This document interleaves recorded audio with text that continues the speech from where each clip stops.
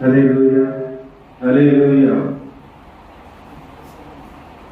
దేవుని మహాకృప కొరకు ఉన్నారు. దేవుడు చేసిన మేలంతటి బట్టి దేవునికి ఉన్నారు. ప్రియులారా,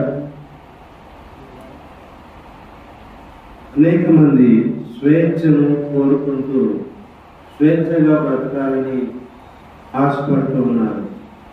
స్వేచ్ఛను వెతుకుతూ ఉన్నారు. స్వేచ్ఛను వెతుకుతున్నారు.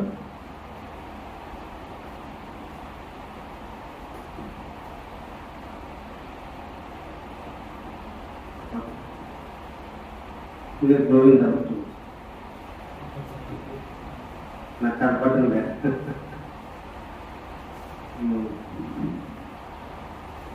Okay, very good. మనుషులు స్వేచ్ఛను వెతుకుతూ ఉన్నారు. స్వేచ్ఛను వెతుకుతూ ఉన్నారు. ప్రియులారా,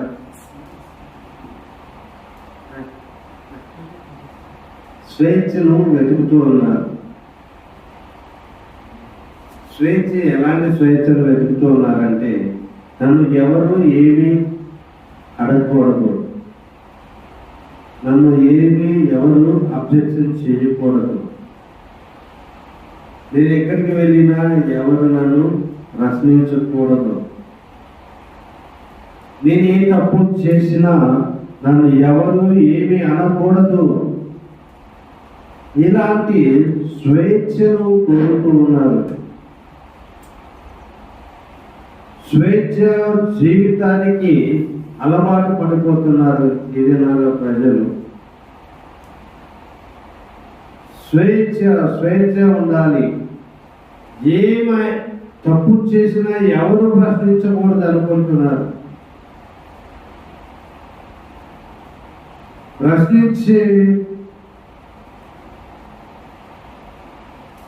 ప్రశ్నిస్తే ఇక వారి మీదకి కోపపడుతున్నారు. ప్రశ్నిస్తే కోపపడుతున్నారు. ప్రశ్నిస్తే ద్వేషిస్తున్నారు. ఎందుకు ఇలాగా చేస్తున్నావు, చేయకూడదంటే కోపాలు అగలు పెట్టుకుంటున్నారు.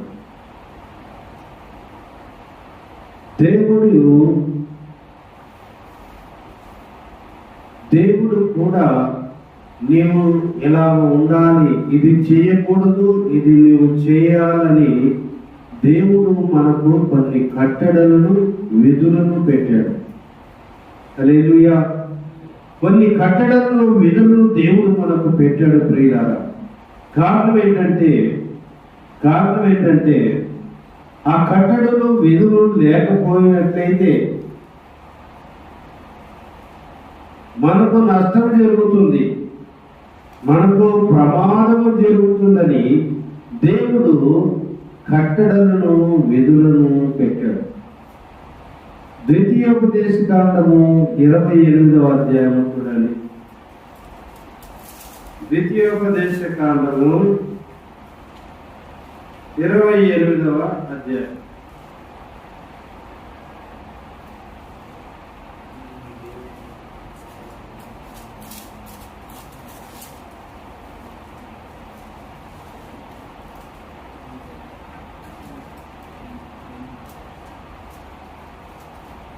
మొదటి 2 వచనాలు చదవండి.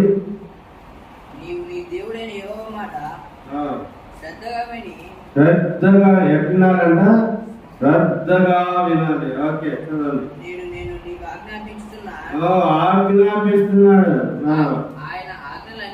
ఆయన ఆజ్ఞలన్నిటిని అనుసరించి నడుచుకొని ఎడల నీ దేవుడైన యెహోవా భూమి మీద ఉన్న సమస్త జనములు చూడండి, ఒక్కరు కాదు ఇద్దరు, నిన్ను హెచ్చించును. నీవు నీ దేవుడైన యెహోవా మాట వినిన ఎడల ఈ దీవెనలన్నీ నీ మీదకు వచ్చి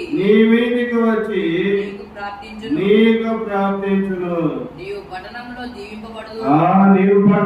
దీవించబడతావు, పొలములో దీవించబడతావు.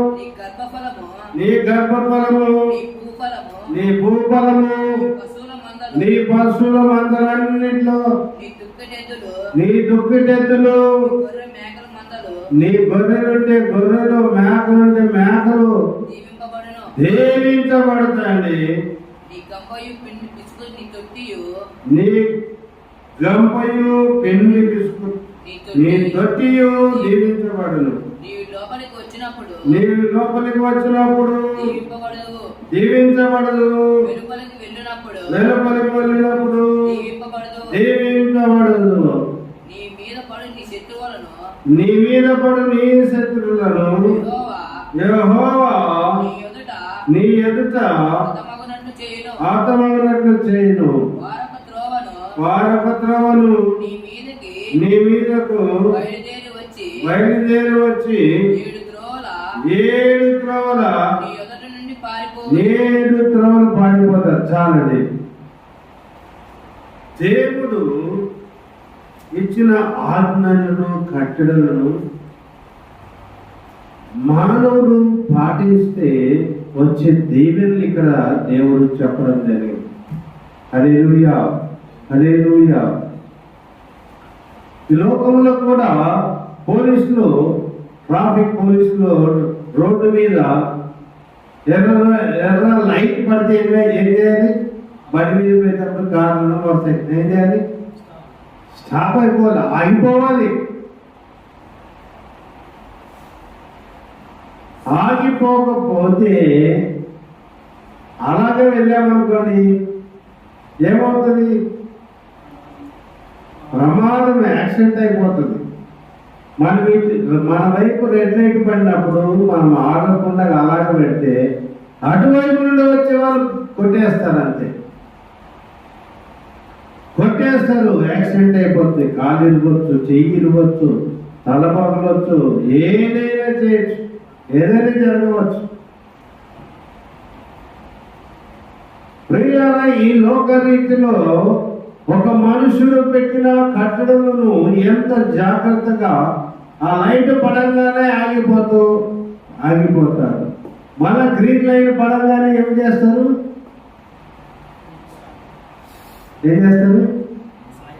మళ్ళా సాగిపోతారు.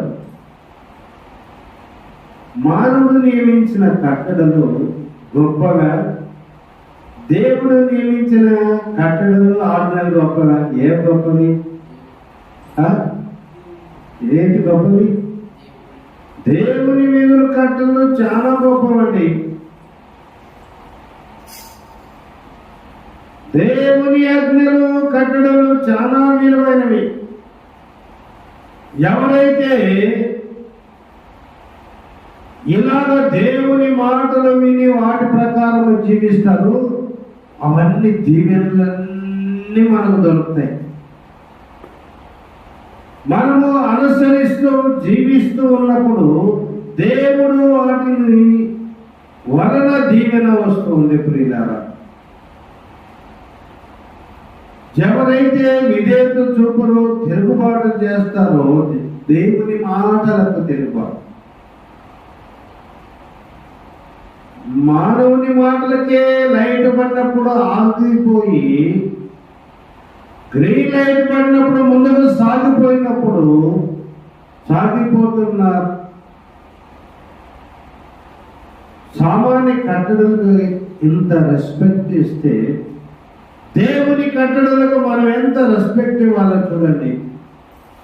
ఎంత గౌరవించాలి, ఎంత విధేయత చూపాలో చూడండి. ప్రియులారా,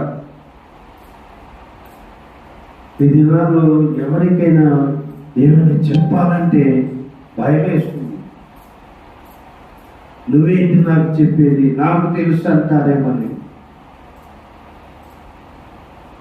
అయ్యో తాగొద్దురా బాబు, ఎందుకు తాగొద్దురా, ఆరోగ్యం అంతా పాడైపోతుందిరా, తాగొద్దురా అని గట్టిగా చెప్పలేకపోతున్నా.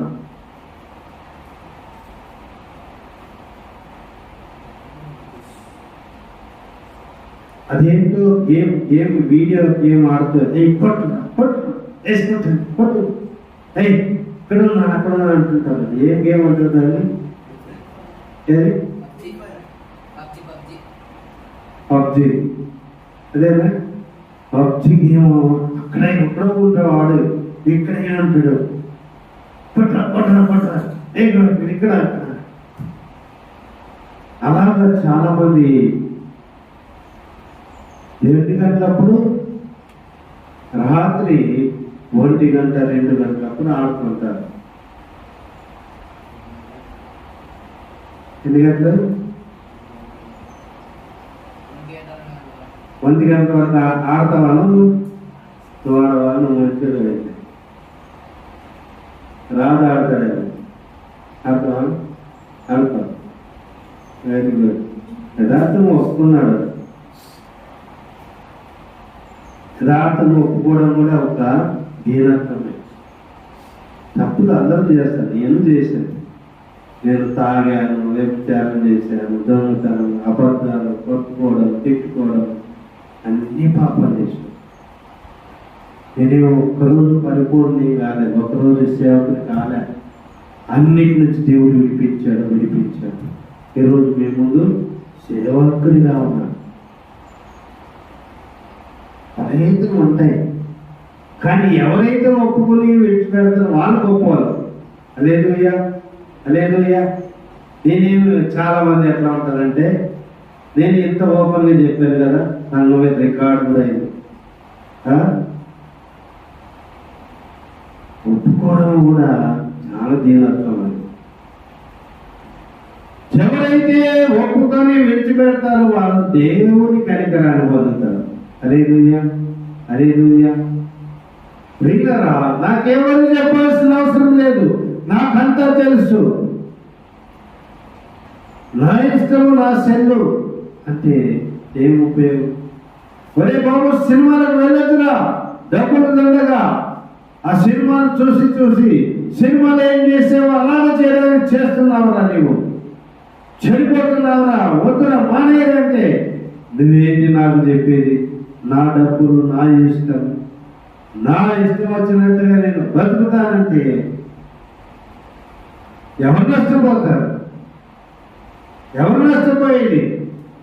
నువ్వు నష్టపోకూడదు, నువ్వు చెడిపోకూడదు, నీ డబ్బున్నా వేస్ట్ కాకూడదు అని చెబుతుంటే నువ్వు దేవుడు నమ్ముకున్నావు, దేవుడి సన్నిధికి వస్తున్నావు, నువ్వు జాగ్రత్తగా ఉండాలి. ఎప్పుడు ఏదో జీవించావు, నీ ఇష్టానుసారంగా బ్రతికావు, మంచిది, ఓకే. ఇప్పుడు దేవుడి సన్నిధి క్రమంగా వస్తున్నావు. నువ్వు ఎప్పుడైనా ఒప్పుకొని విడిచిపెట్టు.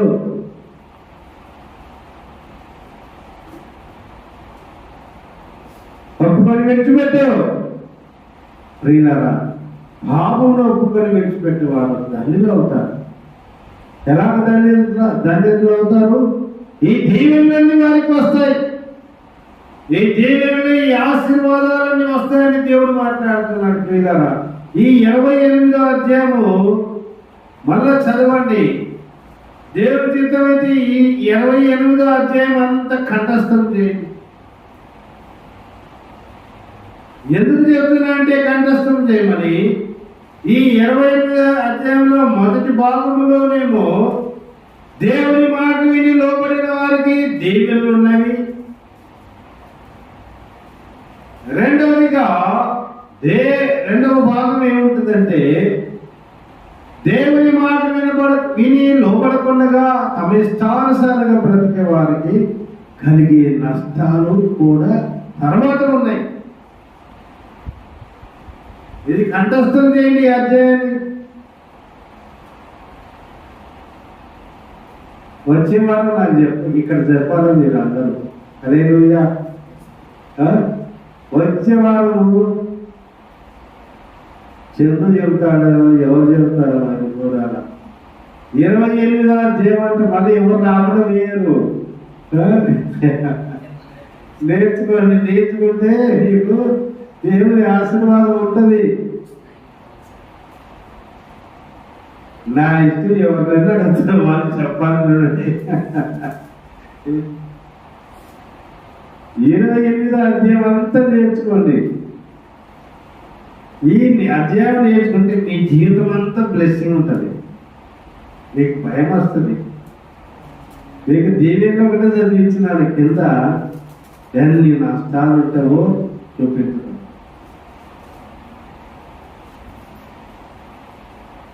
ఒక చోట తల్లి పిల్లల్ని ప్రార్థన తీసుకుని వస్తుంది. ఒకడేమో అల్లరి చేస్తాడు, ఒక చోట కూర్చోడు, బైబుల్ చూస్తాడు. నీ దగ్గరకు వస్తాన్ని బైబుల్ చూస్తాడు, నీ దగ్గరకు వస్తాన్ని పాట బుక్ చూస్తాడు, ఇంకోటి తోసేస్తాడు, కింద పడబడతాడు. ఆమె ఏమీ అనదు, ఆ తల్లి ఏమీ అనదు. బైబుల్ తీసి పాట బుక్ తీసేస్తుంటే ఊరుకుంటారా? అందరూ అలాగే ఊరుకుంటారా? ఒక ఆయన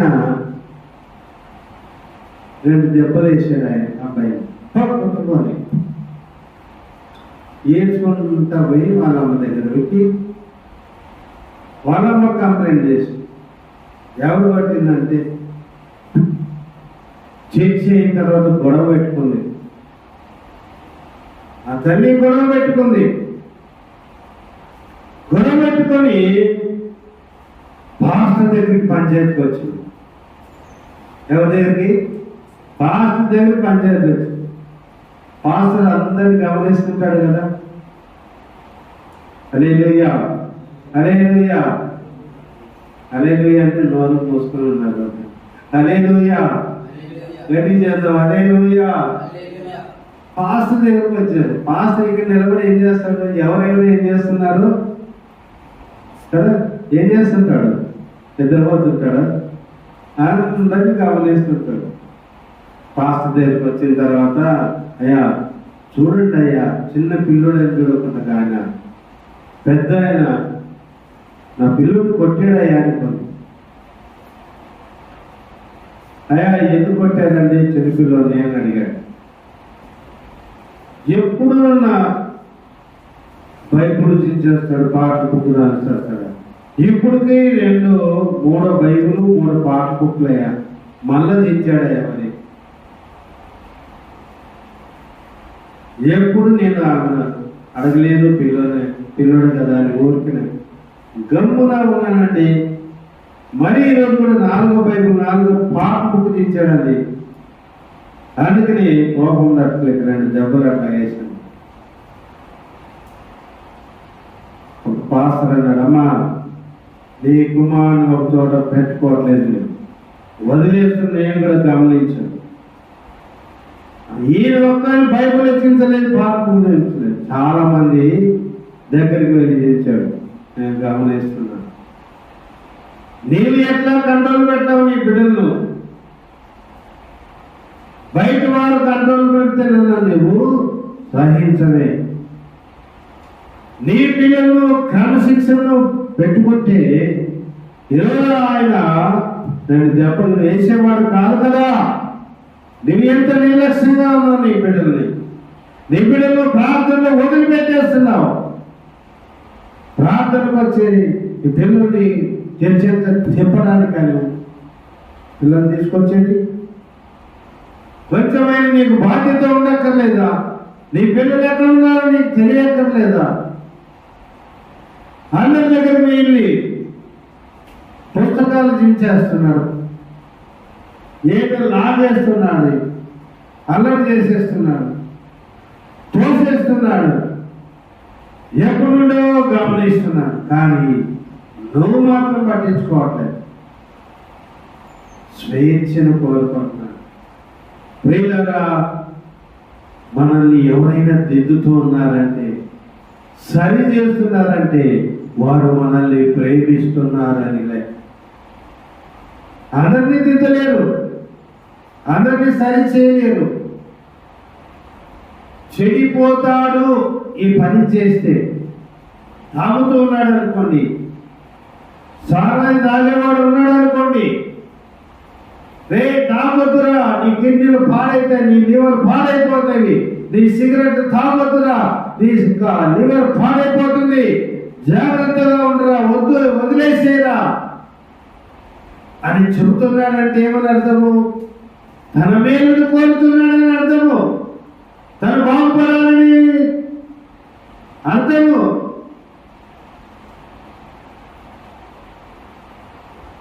తను అతన్ని ప్రేమిస్తున్నాడని అర్థము.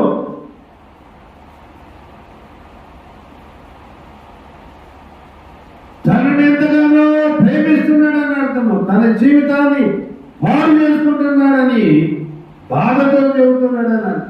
ప్రియులారా, తప్పు చేసినప్పుడు, తప్పును సరి చేస్తున్నప్పుడు, నీవు చేసే తప్పును ఎవరైనా సరి చేస్తే నీవు దీనుడవై తగ్గించుకొని, సరే సార్, సరే అన్న, సరే అంకుల్, సరే ఆంటీ, అక్క, సరే అని దీనుడలో ఎప్పుడైతే తగ్గించుకుంటావో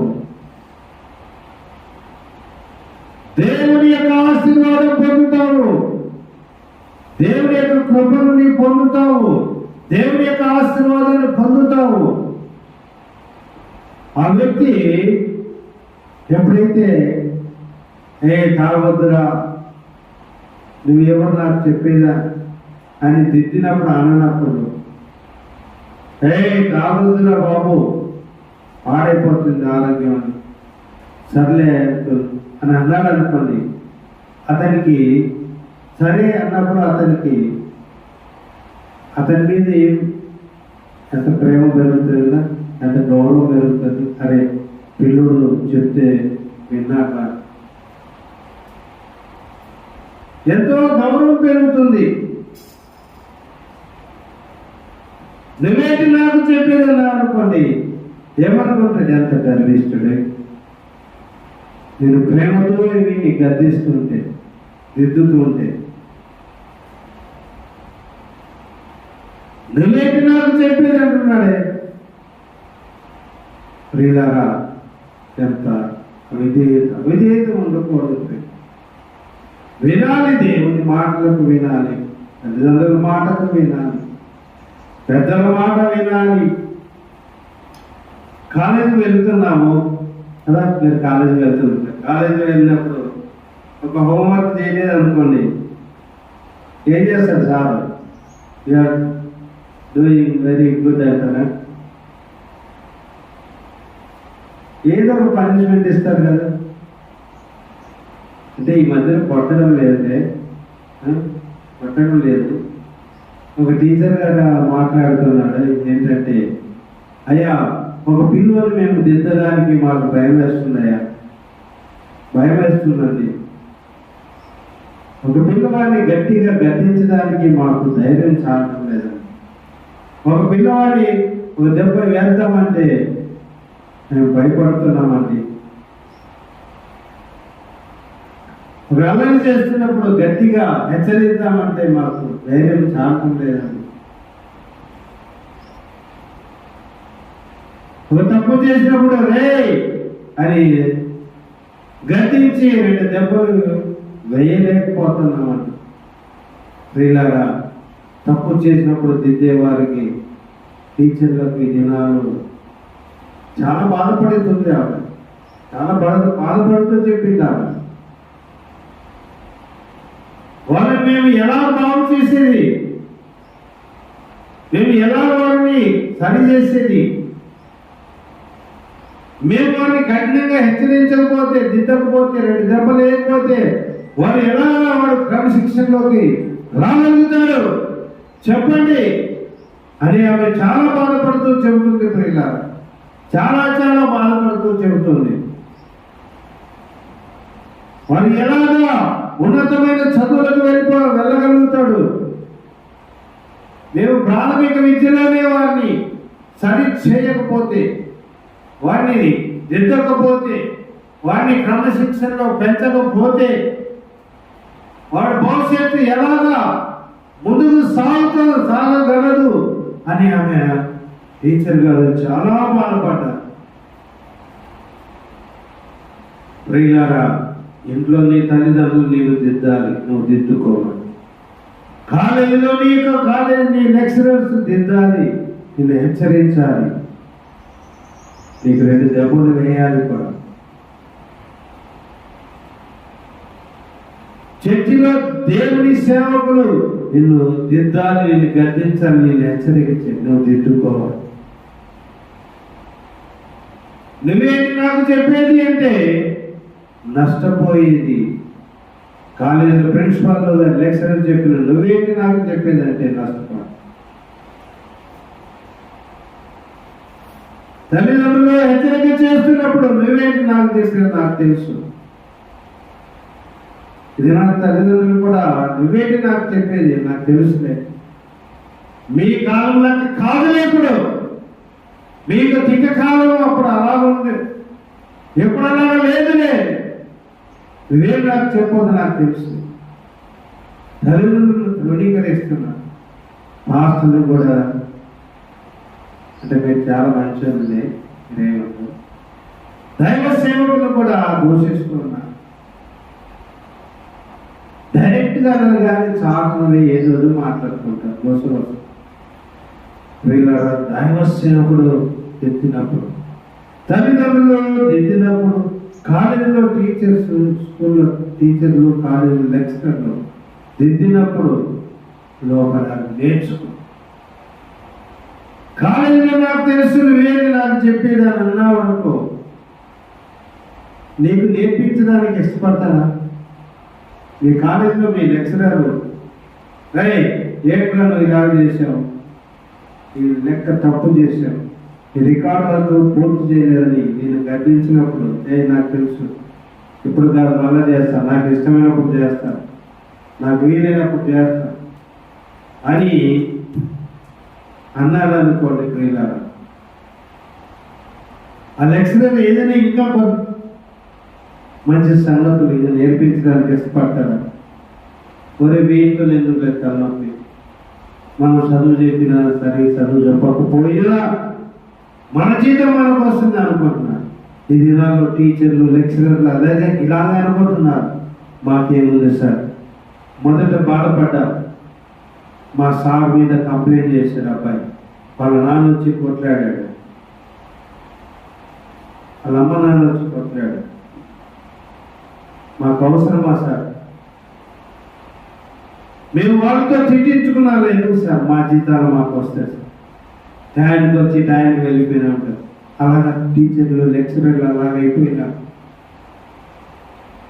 హాస్టల్లో ఉన్న విద్యార్థులను ఎద్దుదానికి స్వేచ్ఛ లేకుండా అయిపోయింది. స్వేచ్ఛగా నేను బ్రతుకుతాను, నా ఇష్టానుసారంగా బ్రతుకుతానని ఎన్నడూ మీరు తలంచవద్దని ప్రేమ.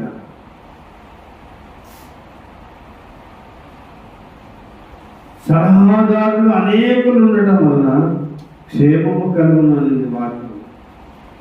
సలహాదారులు దిద్దేవాళ్ళు అనేక మంది ఉండటం వల్ల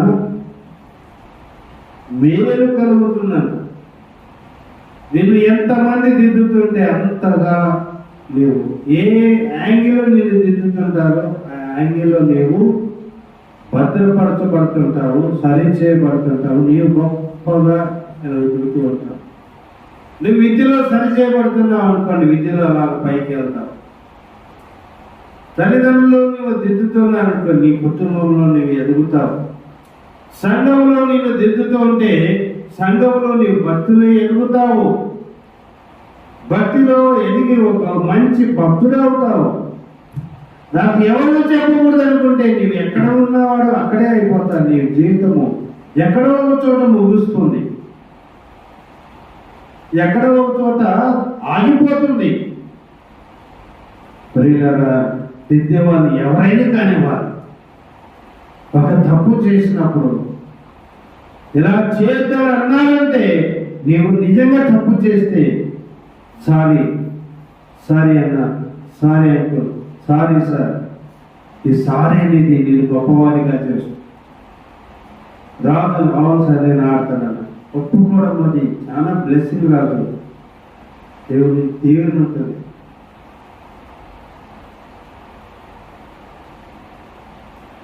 ఒప్పుకోండి, సారీ చెప్పండి, అవును సారీ, అవును చేశాను, క్షమించండి. థ్యాంక్స్ కూడా చెప్పండి, సారీ సార్, థ్యాంక్స్ అండి, థ్యాంక్స్ అండి. నేను సరి చేస్తున్నట్టు నిన్ను నీ మేలు కోరుతున్నారని అక్కడ అర్థం. నువ్వు బాగుపడాలని అర్థం, నీ గొప్పవాడు కావాలని అర్థము. అందుకని సారీ చెప్పండి, థ్యాంక్స్ చెప్పండి. నేను దిద్దేవారికి సారీ చెప్పండి, థ్యాంక్స్ చెప్పండి. అలవాటు చేసుకోండి పిల్లలు. ఇవి రెండు మిమ్మల్ని గొప్పవారిగా చేస్తాయి.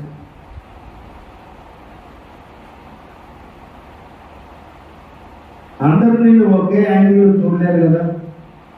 ఒక్కొక్క చోట ఒక్కొక్క తప్పు చేసినప్పుడు, ఆ తప్పు చేసిన చోట నేను సరి చేసినప్పుడు, నీవు దిద్దుకుంటే నీకు మేలు కలుగుతుంది. కానీ నా ఇష్టం నేను నా ఇష్టం వచ్చినట్టు పడుతుంది. అదే డబ్బులు ఎందుకు వేస్ట్ చేస్తాం? తాగుతాం, సిగరెట్ తాగుతాం, మందు తాగుతాం, సినిమాలకు వెళ్తాం, ఫ్రెండ్స్ వేసుకొని వెళ్తాం. డబ్బులన్నీ వేస్ట్ చేస్తున్నారా? చేయదు. అంటే నా ఇష్టం వచ్చినట్టు తిండి తాగుతారు, నా డబ్బులు, నా సంపాదన, ఇలా అనేవాళ్ళు ఉన్నారు. ఎవరికి నష్టం? ఎత్తుకోవడానికి త్వరగా ఉండదు సార్. నేను దిద్దుతూ ఉన్నానని సరి చేస్తున్నానంటే నేను ఎంతో ప్రేమిస్తున్నాను అని అర్థం. అంతేకాని నా ఇష్టం నేను స్వేచ్ఛగా బ్రతకాలనుకుంటున్నాను, నా ఇష్టం. తప్పిపోయిన కుమారుడు ఏం చేశాడు? అన్ని తనకు రావాల్సిన ఆస్తంతా పట్టుకెళ్ళిపోయాడు కదా. అంతా తీసుకు స్వేచ్ఛగా బ్రతకాలనుకున్నాడు. తన తండ్రి కింద పని చేస్తూ బతకాలని అనుకోలేదు. తన అన్న బ్రతుకుతున్నాడు. తన తండ్రి ఆధీనంలో ఉంటూ తన తండ్రి చెప్పినట్టుగా పనులు చేసుకుంటూ బ్రతుకుతున్నాడు. స్వేచ్ఛను కోరి నా ఆస్తి నాకు ఇచ్చే అని తీసుకున్నాడు. గొడవ చేసింటాడు, కోరికని అడిగిన వెంటనే ఇచ్చింటాడు తండ్రి. అంత ఆస్తిని పంచి ఇవ్వడం అంటే ఎంత బాధపడినాడు కదా. మరి నా కుమారుడు నా దగ్గర ఉంటే ఎంత బాగుంటుంది. చిన్నప్పటి నుంచి పెంచాను, పెద్ద చేశాను, రెక్కలు వచ్చి నేను ఎగిరిపోతాను అంటున్నాడు. నా దగ్గర ఉండకుండా ఎగిరిపోతాను అంటున్నాడు అని ఎంత బాధపడినాడు కదా. వెళ్ళిపోయాడు. బాగుపడ్డాడు ఏమైనా? ఆస్తిని పెంచాడా ఏమైనా? తన ఆస్తిని 2 అంతలు పెంచాడా? 3 అంతలు పెంచాడా? 4 అంతలు పెంచాడా? ఎంత పెంచాడు? చంద్ర ఎంత పెంచినాడు? తెలీదా? ఎంత పెంచినాడో తెలియదు. తప్పిపోయిన కుమారుడు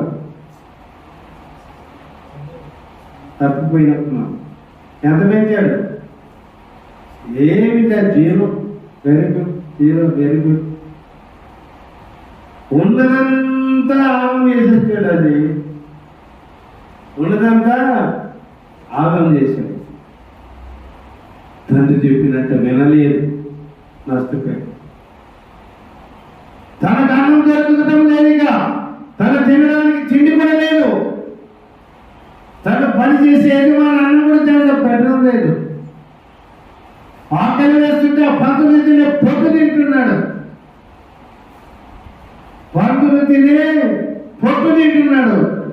కారణం ఏంటంటే తన ఇష్టానుసారంగా బ్రతకాలనుకున్నాడు, తనకు నచ్చిన విధంగా బ్రతకాలనుకున్నాడు, తిరిగి ఎంజాయ్ చేయాలనుకున్నాడు. డబ్బులంత వరకు చేశాడు, డబ్బులు ఆగం చేసినంత వరకు తిన్నాడు, ఎంజాయ్ చేశాడు. తర్వాత పందులో పొట్టు తిని బ్రతికాడు. ప్రియులారా, స్వేచ్ఛను కోరుకోవద్దు. నా ఇష్టానుసారంగా నేను బ్రతుకుతాననే స్వేచ్ఛను కోరుకోవద్దు. నీ ఇంటిలో ఉంటే నీ తల్లిదండ్రుల ఆధీనంలోనే నీవు ఉండు. నీ తల్లిదండ్రులు చెప్పినట్టుగానే విను. కాలేజీకి వెళ్ళినప్పుడు నీ విద్య విషయంలో నీ టీచర్లు నీ లెక్చరర్లు చెప్పినట్టునే విను. దేవుని మందిరానికి వచ్చినప్పుడు నీ దేవుని సేవకుడు చెప్పినట్టునే విను. దేవుని సేవకుడు చెప్పినట్టే విను. నా ఇష్టం అనద్దు. ఇంట్లో నా ఇష్టమని తప్పిపోయిన కుమారుడు వెళ్ళిపోయాడు. ప్రియులారా, జాగ్రత్త ప్రియులారా, దేవుడు చూస్తున్నాడు. దేవుడు మనల్ని చూస్తున్నాడు. దేవుడు చూస్తున్నాడు. భయం కలిగి ఉంటాడు. మనము భయపడవలసింది దేవునికి.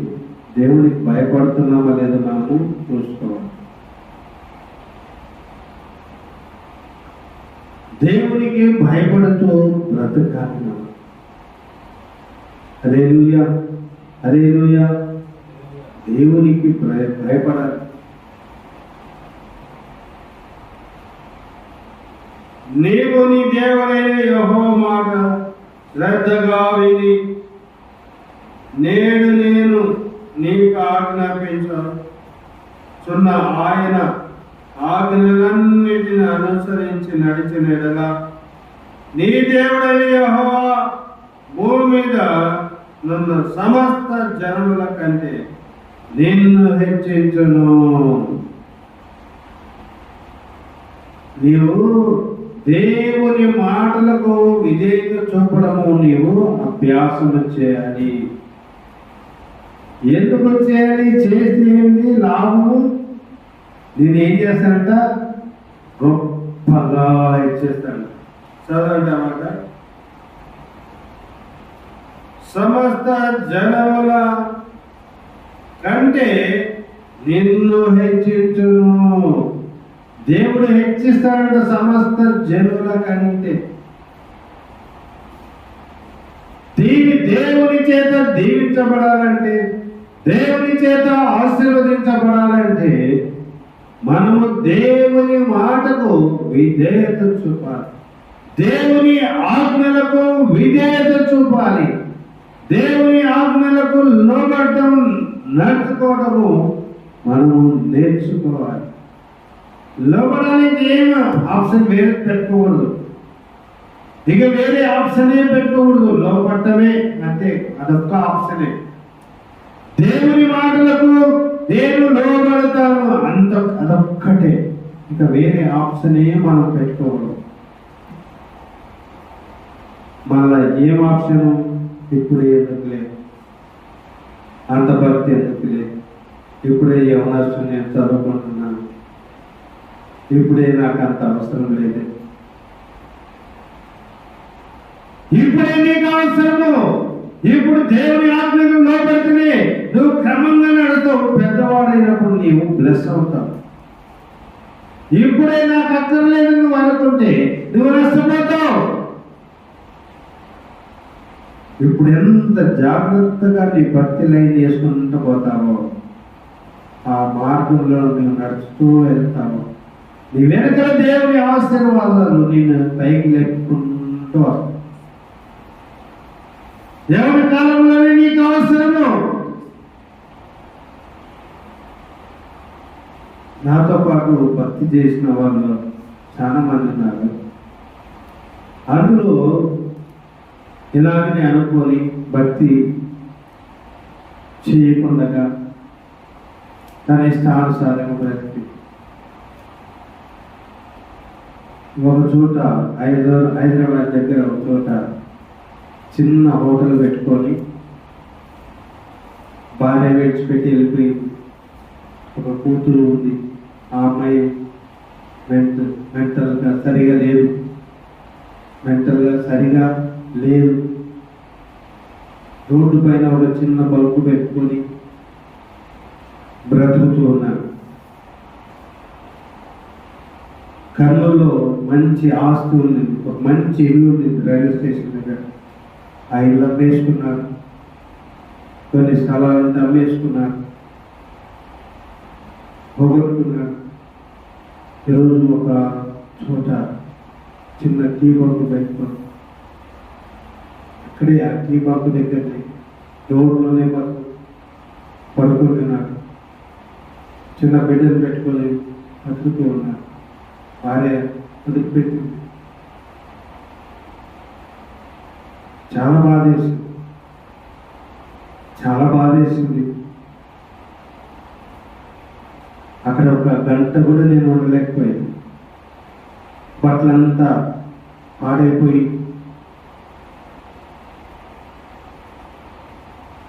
ఎంతో దీన స్థితిలో కనపడ్డాడు.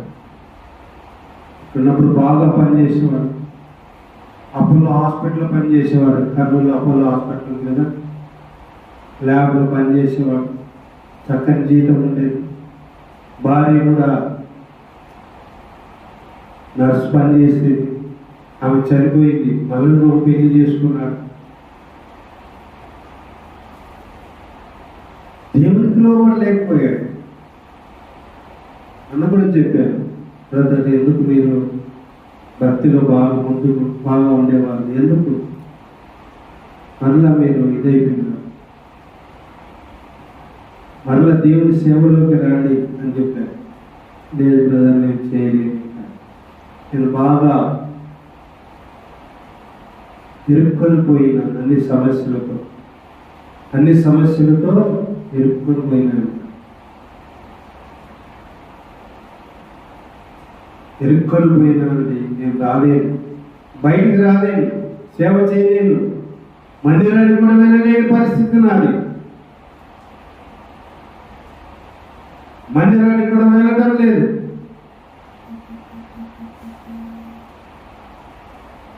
రాత్రి బాబులు ఇక్కడే ఈ హోటల్లోనే నాకు సరిపోతుంది అని బాధపడతాడు. ప్రార్థన చేసి వచ్చేసి స్వేచ్ఛగా నేను బ్రతుకుతాను, నా ఇష్టానుసారంగా బ్రతుకుతానని ఎన్నడూ తలంచవద్దండి. ఎన్నడూ తలంచవద్దండి. ఈ 28వ అధ్యాయము అందరికీ అండర్స్టాండ్ చేయండి.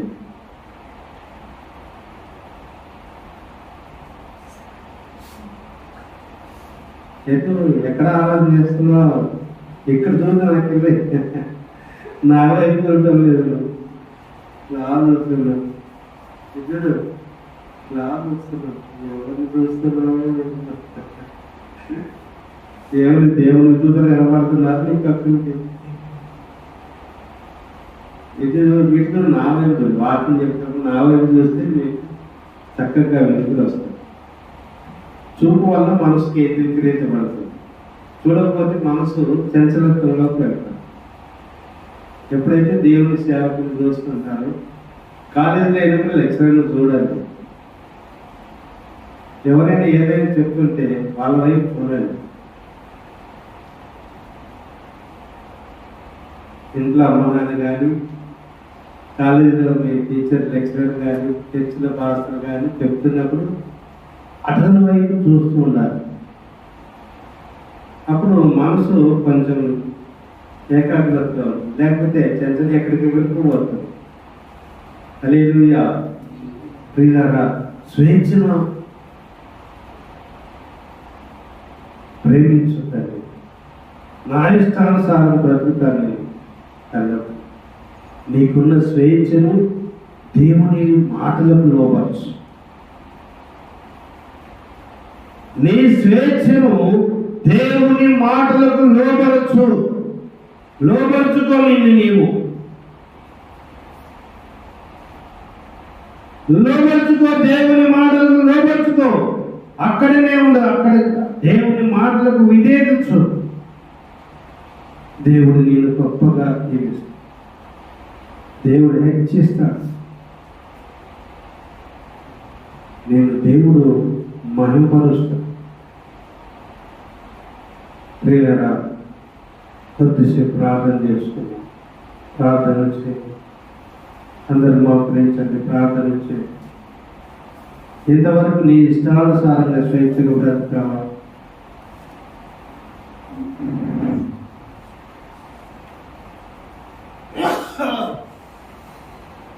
నీ ఇష్టానుసారంగా స్వేచ్ఛగా బ్రతకావా, దేవునికి మహిమకరంగా జీవించాలి. దేవుని మాటలకు విధేయత చూపావా, లేక నీ ఇష్టానుసారంగా నువ్వు బ్రతికావా? ప్రభా, ఈ దినం నుండి నేను స్వేచ్ఛగా బ్రతకను ప్రభా, నీ మాటలకు లోబడి. చంద్రుడు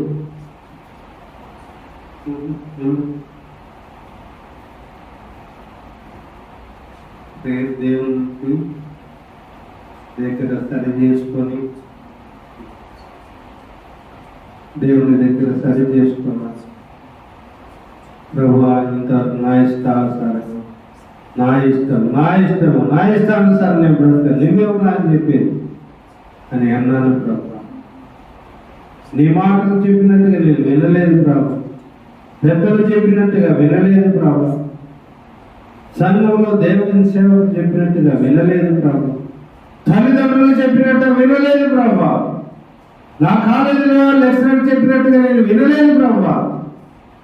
ఈ రోజు నుంచి నన్ను ప్రేమించి ఎవరు చెప్పినా ఇది తప్పు, ఇది చేయొద్దంటే నేను సారీ చెప్తాను.